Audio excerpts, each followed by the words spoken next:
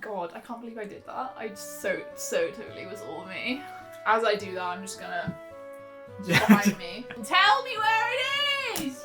Useless! Sick. Why does everyone take me so far and then just leave me? I am rolling gold today.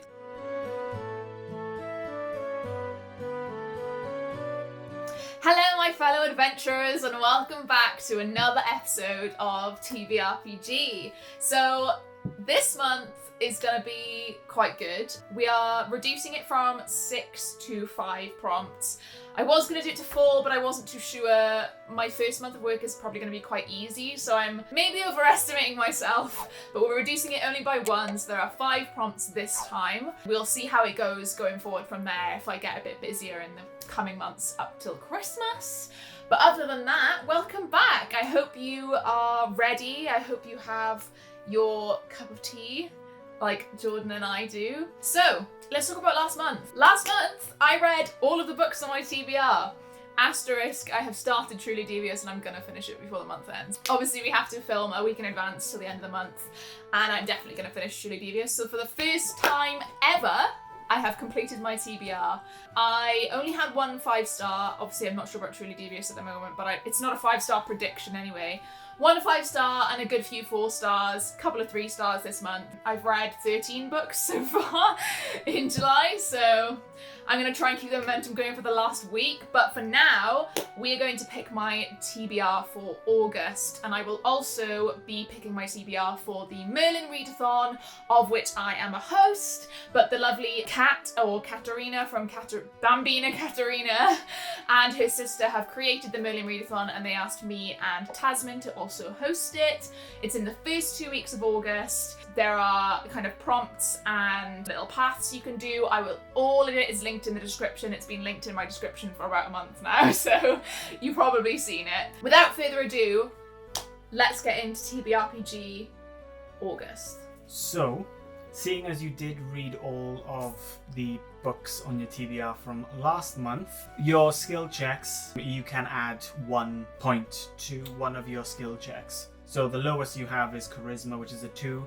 If you want to, you can add 1 on that, so it's a 3. So hopefully it makes your skill, and your rolls for Charisma a little bit easier. Strength and Wisdom, you already have 6 on, so you can't add to that. Boost those up. It would just be ridiculous. So I think I am going to add it to Charisma, because it's +1 to my Charisma. For anybody who doesn't really know what this is a Dungeons and Dragons style story where I have written it and made choices throughout the story that Rowan has to make, and those choices impact the story, and also choose the prompts for her upcoming TBR for the month. And a recap of the story, obviously this isn't going to be the most detailed, but if you do want to know the full story, obviously go back and watch the other 3. So last month you went and got a mark which you didn't end up returning, and you took it for yourself because you learned that Tiv, a girl you met on the journey, was the one who attacked you in episode 1, and they have been receiving letters from this mysterious V, who also sent you a letter in the first episode, and Tiv told you to go to her house to find the letters and maybe help you along the journey. And we pick up from there. 2.5 uneventful weeks have passed on your journey as you arrive at the gates of Lycos. A bit far, isn't it? It's right north in the provinces and the continent, but again, 2 uneventful weeks, not much has happened since you've been there. It's the biggest city in the biggest province. It attracts travellers from all over the continent. Being such a large hub for tourism, the gates are open and inviting you. The architecture isn't anything special either, nor is the city home to any sort of royalty. What brings the tourism is the Equisillicent Colosseum. Every single night they hold chariot races where patrons can bet, eat and drink every night. Considering the huge scale of the city and the fact that you don't really know where Tiv's house is, you now have a choice on how you'd like to try and find her house. Yeah. So we're going. She didn't give much. She didn't give you anything. Bleeding out. She was dying, to be fair to her. Choice number 1, you can either try and figure it out for yourself, or you can maybe try and convince a guard to give you a bit of insight into where it is. I mean, I don't think I'm going to get very far just looking by myself, because I've no idea what her house looks like, whether she was in a nice part of town or a bad part of town. Yeah, unfortunately, none of the houses here have Tiv's house in a big neon sign above them. So I think I'm gonna try and talk to a guard and ask around and see if anyone knew her. Okay, so please roll for your charisma. Hey! This is deliberate, I bet. 18. So I rolled an 18 plus 3 now, so I got 21. Okay. Oh, nice. Good start. You slink over to a patrolling guard. Slink. Try to convince him to tell you where Tiv's house is. The guard seems fairly oblivious. In fact, probably shouldn't be a guard. I rolled a fucking 21. Tell me where it is. Useless. So he says, I'm pretty sure she lives on Dodger Street with a red door. So the prompt is a book you're convinced is going to be a 5-star. 5-star prediction. 5-star prediction. Yay! So for 5-star prediction, I'm going to go for A Winter's Promise. I'm not sure of the author. Oh, Christelle Dabot. And I say Dabot because I'm pretty sure she's French. And this is going to also double up for the translated book prompt for MERLIN-athon. MERLIN Readathon. We don't call it Readathon. But this is a really nice floppy paperback. Got it from Waterstones. I've heard really, really good things about this. A couple of people I first met on BookTube, it's like, I think a girl called Natalie, it's like her favourite book ever. And I know that Jade really likes this series as well. The only thing I know about this is that there's kind of obviously floating cities in the sky, as by the cover, and that the main character can like step through mirrors. So the series is called the Mirror Visitor series, and it's translated from French, and the main character's called Ophelia, I think. And yeah, I'm just like really, really excited for this. I have been for a while and I just never got around to picking it up. But I know that it's like polar or like icy, well, I mean, it's A Winter's Promise, so yeah, I am really excited for this, and I'm really glad that it's floppy. Because whenever I have a floppy paperback, I feel like I don't feel the need to have the hardback then, which is good for my wallet. So yeah, this book is A Winter's Promise. So you thank him, you find Dodger Street, you find the house with the red door, and you use the key, it fits, it opens, and you head inside. Stepping foot inside Tiv's house, you see the true extent of what she must have been going through. It's a tiny house with only 2 rooms to live in, and they've been covered in strewn paper and clothes. As if like it's been ransacked, or as if it's just living in a sty. Squalor almost, yeah, kind of almost like losing her mind. Okay. However, after a thorough search, you found no trace of any letters from V. You've now found no books or no keys. As you begin doing a second search, just in case you missed anything, you hear the letterbox at the door. You stumble over the mess to find a fresh letter sitting on the ground, and it's not addressed to Tiv, it's addressed to you. Oh, come on! So you open it and you read it, and it says, "Hello, Rowan. If my memory serves me correctly, everything that has happened should have brought you right here reading this right now. If that is the case, it saddens me to hear that Tiv has passed away. She had a necessary part to play in this, and has potentially saved more people than she knew. That potential, though, is now in your hands. I know you know of my existence, but not much more than that, so I'd like to finally meet. Just before sundown, head to the Colosseum tunnels. I'll be there waiting for you. I mean you no harm. V." So you open the door and you scan the street quickly to see if you can see anybody who's just, running, scuttling off down the street. But there's nothing, no soul. So without any other leads, you decide, okay, Colosseum tunnels. Fine. As the sky lets out a whisper of orange, you delve into the Colosseum tunnels. Wandering around, you hear people beginning to fill the stands for tonight's race. A call comes from behind you. A woman standing in the center of the tunnel stares back at you. Christ! She looks to be the same height as you, with rust-coloured hair tied up, and a large rucksack on her back. Just sneak up on me like that? Jesus! You want explanations, and I have them. I want to help you, to help everyone. First of all, my name is Evie, not V. Secondly, she pulls out 2 marks from her rucksack. I've been writing the books that send you through time and locking them with these. I know you have a mark too. I can feel the magic emanating from your bag. The book that you had that sent you to the future, I didn't write that, and I don't know who did. I just know you're integral to stopping Obsidian. Do you want to elaborate? What is Obsidian? Obsidian is a man, determined to rule the continent. Nobody really knows of him because he's not marching on anybody's front door. He's doing it discreetly by using marks. Oh, it's always a man, isn't it? That way, when he's eventually noticed, he'll be too powerful to stop. I know all of this because I stole these from him, and she holds the marks up. Right, okay. Why are you, like, sneaking around? Does he know that you or I exist? Like, what is the deal with this being in the tunnels? Shit. He shouldn't know you exist. He may know of my existence because I stole the marks from him. She says, I need your help. Obsidian is at the race tonight, and if we can get close to him, we might have a chance at stopping him before he can gain any more traction. I know it's hard to trust me, so please. She throws both of her marks at you. Fuck. I stumble and drop them. Shit! Take these as collateral. I want to show you how serious I am. Obsidian will be at the centrus, the viewing area in the middle of the track. I've been trying to stop him, but I can't do this one, which is why I need your help. Sure, let's go. I'm down. There's two ways that we can go about trying to get this done tonight. Infiltrate the stables and the barracks and pose as one of the charioteers and enter into the race. Alternatively, these tunnels lead to underneath the centrus, although it is a bit of a maze and there could be quite a few guards walking around the tunnels. So, choice number 2, what would you rather do? Would you rather try and become a charioteer, or would you rather try and explore the tunnels to find the entrance underneath? Both sound like really fun options, not gonna lie. I initially was thinking to go like sneaking about, but I wanna ride a chariot. Yes.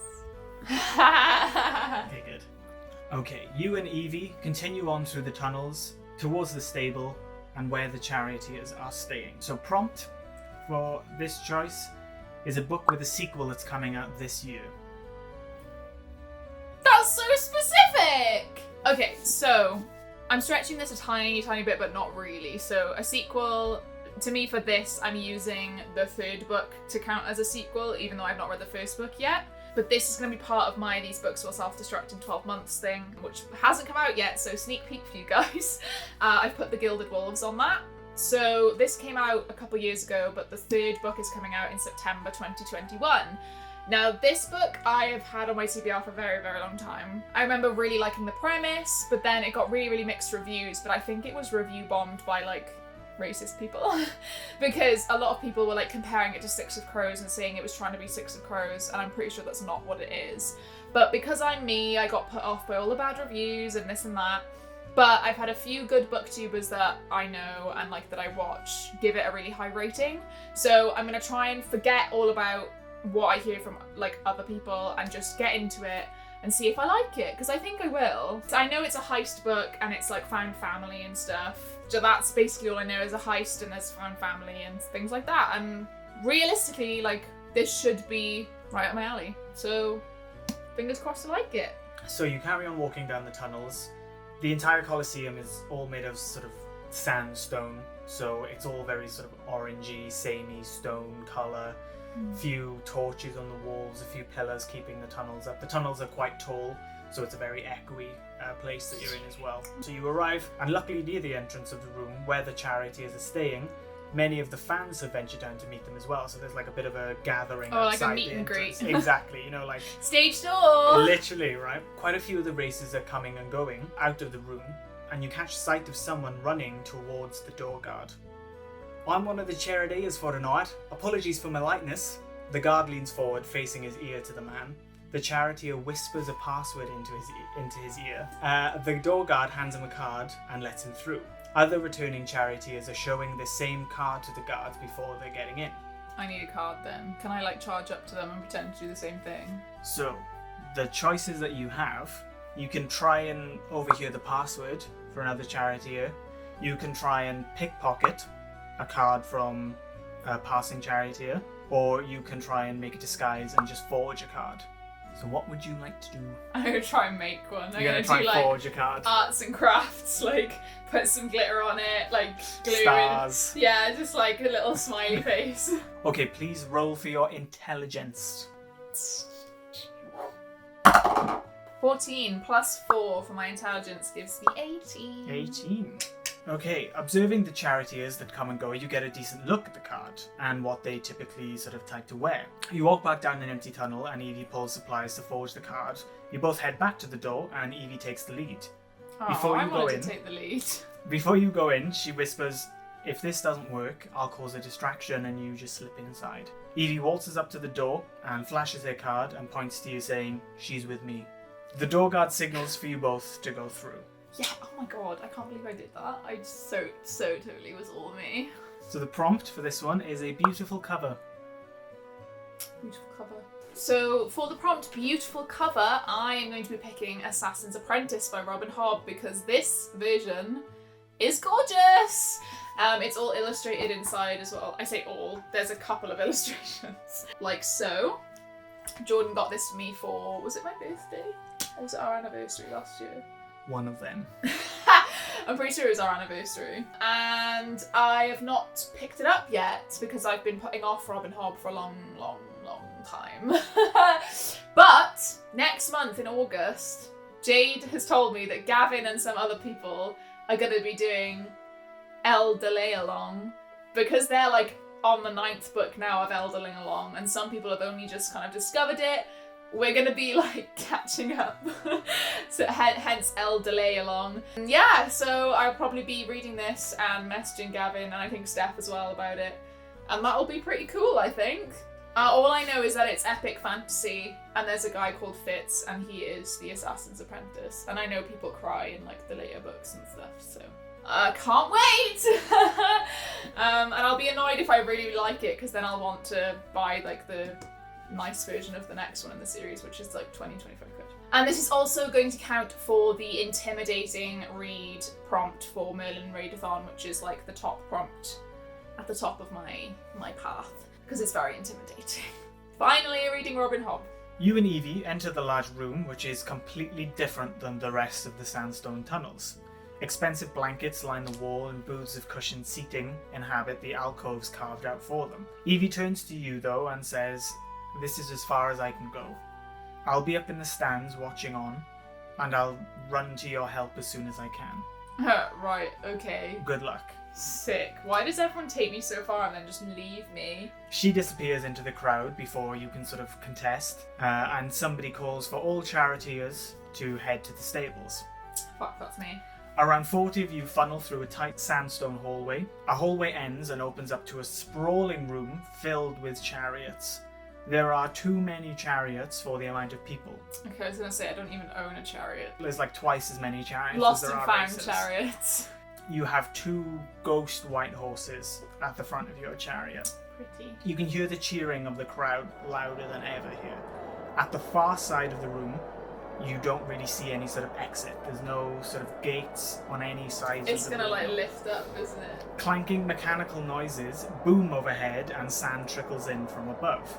Orange warmth pierces the room as the ceiling begins to open.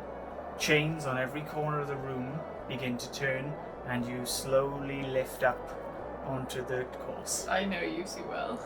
Your thoughts are immediately overpowered by the sound of cheering. A man with a large checkered flag ahead of you prepares to wave it. Oh god, already. Fuck. On your right, you see the centrus Evie was talking about. A circular platform raised about 10 foot off the ground. And everyone you can see sitting on the centrus is wearing some sort of extravagant clothing. An eruption of applause snaps you out of your gaze and you see the man already waving the flag. Shit. So you shout to your horse and they launch forward.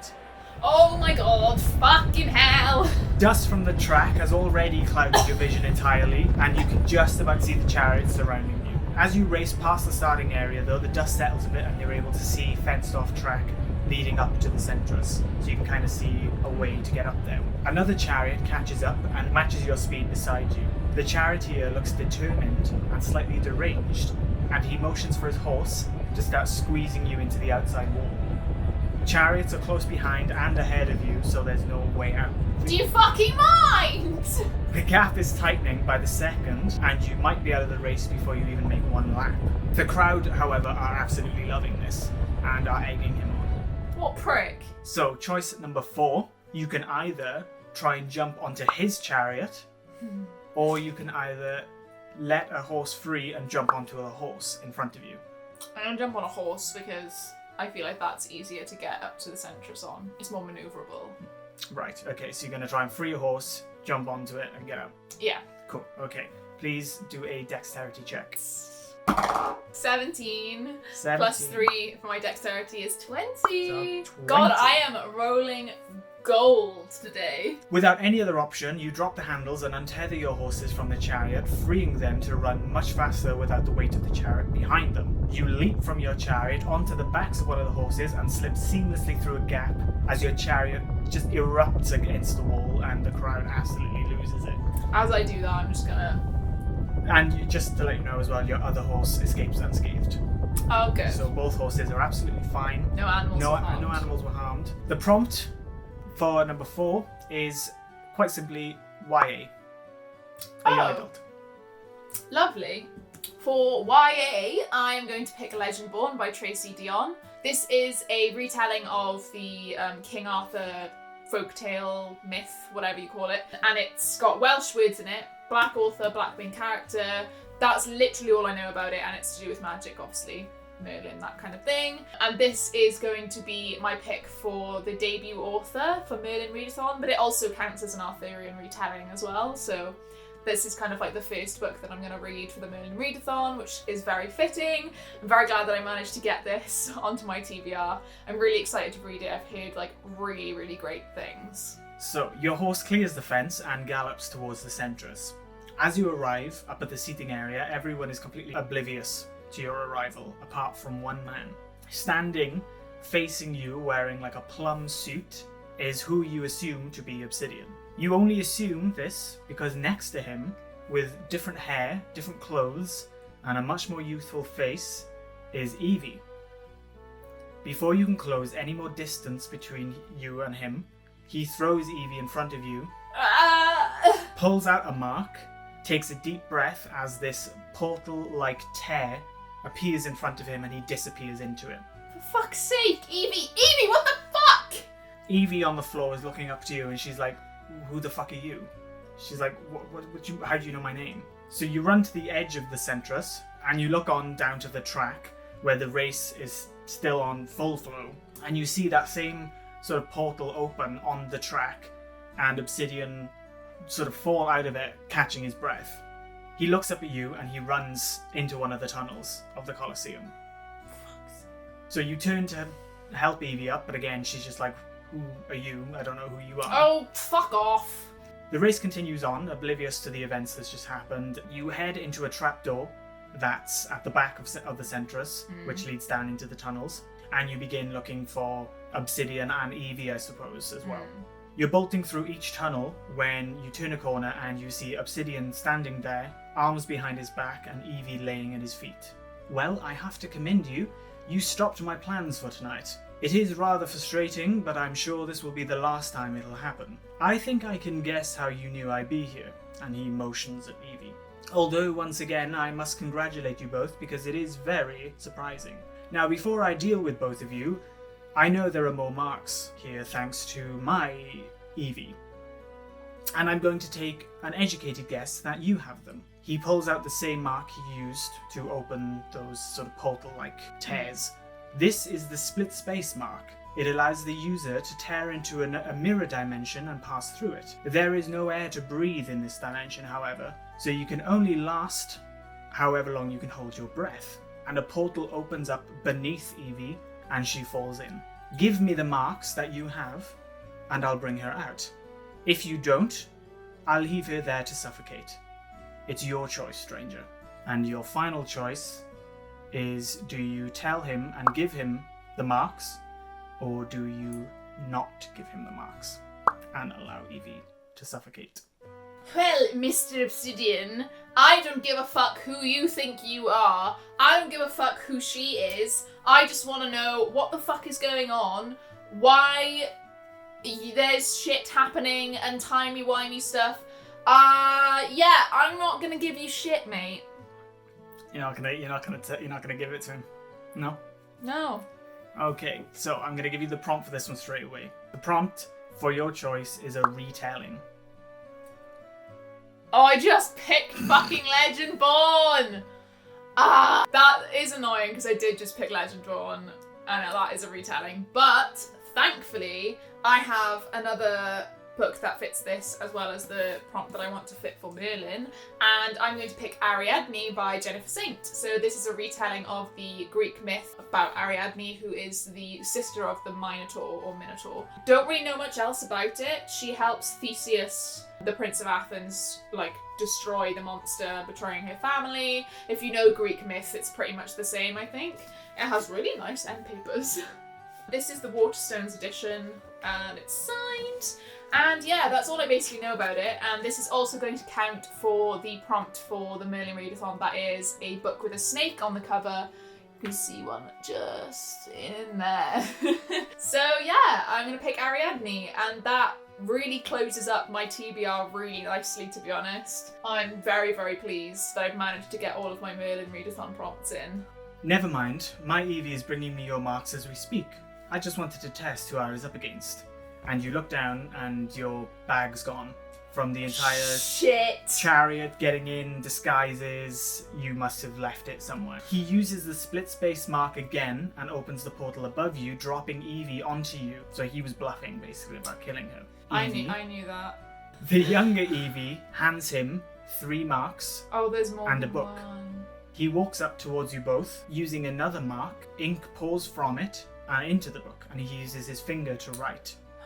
I'd love to say I want an opposition in my quest, but I really, really don't. So have fun. He opens the book towards you, and tendrils and coils emerge from the book that grasp onto you and Evie, and in an instant you fall and land on ashen soil. Evie is still injured on the ground, and you stand up and observe your surroundings. Snapping out of the post-time travel haze, you remember the glance that you got at the book before you time traveled.